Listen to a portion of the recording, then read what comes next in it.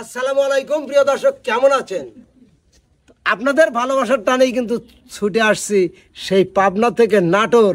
আর আপনারা যদি এভাবে ভালোবাসা দেন তাহলে বাংলাদেশের সব প্রান্তেই কিন্তু ছুটে বেড়াবো আপনাদের নিত্য নতুন গান শোনানোর জন্য।